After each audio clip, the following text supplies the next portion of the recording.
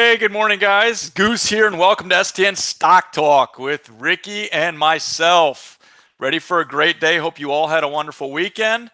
A lot of news out there, not a lot of volume in some of these names moving, but it's Monday. We'll see what happens. I'm sure there'll be some great opportunities. Just stay patient. Wait for your setups, guys. Hopefully, you come check us out at stocktraders.net.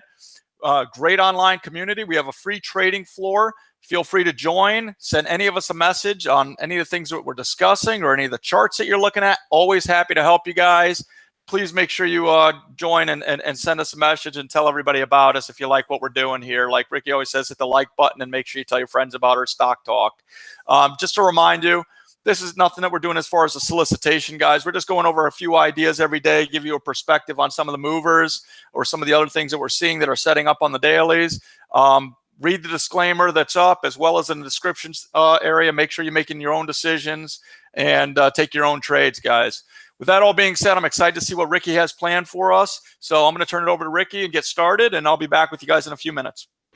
Thanks a lot, Goose. Good morning. I hope everyone had a great weekend. I don't know if it's just me, but I love Mondays. Now, it's not the typical Monday I love. Like Goose was saying, there's not a whole lot moving out there. And sometimes the best thing to do is just sit on your hands and look for plays that come up on the news or the scanner. But we do have some things to talk about. And we'll start off with CNIT, CNIT, not to be confused with CNET, even though they do typically run together. This thing is moving on. Well, it's actually not moving much. It did have some news this morning, and that's the reason I kind of just looked into it quickly. It is a turd because the daily chart and the price action. Now, digging on the fundamental side of it, it's not as big a turd as the price action would lead you to believe. So usually when it runs, it's just a sympathy play to CNET, but CNET's not popping on anything. CNET's just up on I think it was a collaboration to do stuff in Taiwan with an OTC stock. But they have a 40 million OS, 23 million float. There's 3.2 million in cash at the end of the year, but they are cash flow positive for all of 2017, which is not something that's indicative of a turd. Also, they don't currently have a shelf, an active shelf. So I just want to point those things out in case it does run. I will be short biased, but it would have to extend quite a bit for me to even really care about it. And at this moment, it doesn't even look like it will be on the list. I just wanted to make sure in case something does happen that it's covered. The next thing, guys, is going to be PM, Philip Morris. Now, I'm looking for a long on Philip Morris, and I know I said that same thing on Friday. But if you're in stocktraders.net, then you would know that we ended up reading the price action, and we actually took the short on it around 85. And this is why when we give our ideas here on the live stream, it's really, really important for you to understand that these are all if-then statements.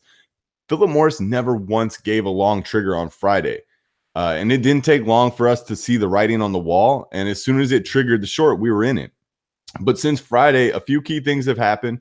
You can see that it never even tested the lows from Thursday, which is, to me, showing that it may still be setting up for a long. And personally, I want to see if it first reclaims the 85s and then builds a bit under the 86.30 to 86.60 area.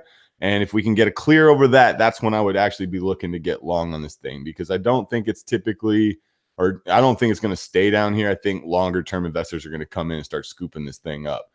The next thing, guys, I'm watching is Skechers, SKX, and kind of the same deal. I'm looking for a bounce on this after the big sell-off on Friday, which was on less than stellar earnings.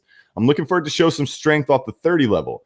And I hope that possibly can give room all the way back up to the 200. Obviously, there'd be some profit-taking areas before then. But for me, I can see, let me point something out real quick. Let's just make the 5-minute bigger so we can check out what happened on Friday here. It technically already triggered the long on Friday, and you could have been swinging it. Your stop would have been under the low of the day, or maybe just kick it through 30.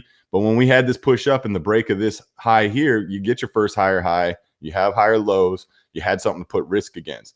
But I never took it on Friday, and it's still kind of sitting in the same area. So if this thing wants to wash early and come down close to that level, I'll go ahead and get in long with very, very small risk, ready to kick it through 30 and see if it wants to give us that bounce. So that's what I'll be playing today and keep it on watch. Other than that, it's going to be trade the news and the scanners, which If you're part of the community, you already know how we get down on that. But if not, you need to come check us out and see for yourselves. All right, I'm going to pass it over to my man Goose. I want to hear what he's got, and then we're going to get this day started. Great job as always, Ricky. Thank you very much. But shame on you. Cigarettes are bad. Long Philip Morris. Hey, we shorted it, bro. I'm just kidding. Just kidding. The stocks that we long and short, man, you can only guess all the different businesses that we've played around with.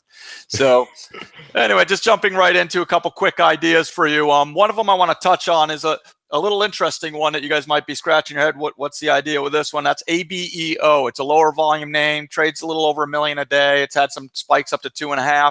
Be careful. There's also a pretty decent range or spread in the stock when it comes to this name. But this is what I'm seeing on this. And I was looking at the daily when the news came out. Is two things. First of all, if you pull this back, you'll see this 23 level. Definitely a level of interest. It's kind of pushing up on there. It might push through it at the open. But this is what I see on it is this huge move up. It's kind of was holding this level. I was actually watching it for a potential fade the other day. Nothing really developed there. And then another push up here. And I'm starting to think of, is this a sell the news type of theory? It came out with some news this morning with, I think, let me just remind myself what it was. Sorry, but it was a RMAT designation from the FDA. I'm just having a feeling that this is going to have a push up there and a fade and kind of a sell off on news. But I'm going to definitely wait for a confirmation either up towards these levels. You could obviously see it's up almost $2 already this morning. I'll wait to see what it wants to do. Then I'll wait for a clear, lower high on this to fade it back. But I think there's definitely some opportunity there, and I'm looking for a pullback all the way up towards that, low 21s or so. So I think there's a lot of range and a lot of upside potential on this trade if it sets up for me. So I do like it. Lastly, I just want to touch base on Kimberly-Clark. It kind of already did the move that I was hoping would wait till after the market opened, but doesn't mean it can't happen again. And what that was a pullback into this $100.50 level, which, if you drew some pre-market fibs from the high and the low, you'd see that was exactly the level of a 60% pullback. So that all being said, what I'm looking for on this is another pullback at around 150 down to 100 to 150, somewhere there, playing it off that figure and maybe getting long it.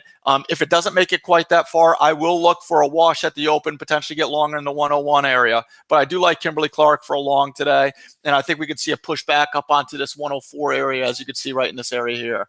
So, all right, guys, that's going to be it for me today. Hope you guys have a great day. Stay safe. It's Monday, guys. When they don't set up, don't turn. I was telling the room this morning early on, I said, listen, when the opportunities and the volume's not there, guys, don't turn a C or a B setup into an A+ setup because you got to find something. It doesn't make it an A+ setup. Wait for your A+ setups. They will be there. Be patient. You don't need to hit on 6 trades today or 7 trades. All you need is a couple good setups that master work for you, and that's it. So with that all being said, I'm going to turn it back over to Ricky. Have a great day. We'll see you tomorrow at 9:05, guys.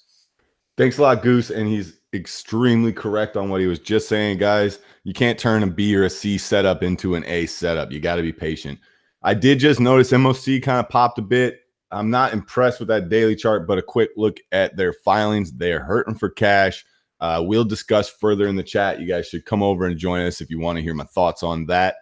Also, Sears is kind of just trying to get on my radar. Another one we'll discuss over in chat. So like I said, get your butts over there. If you don't have a plan, you don't have a trade, get over to stocktraders.net. We'll help you get a plan. Keep your money safe, protect that capital. Let's go out there and crush it, guys. Have a great Monday. Peace.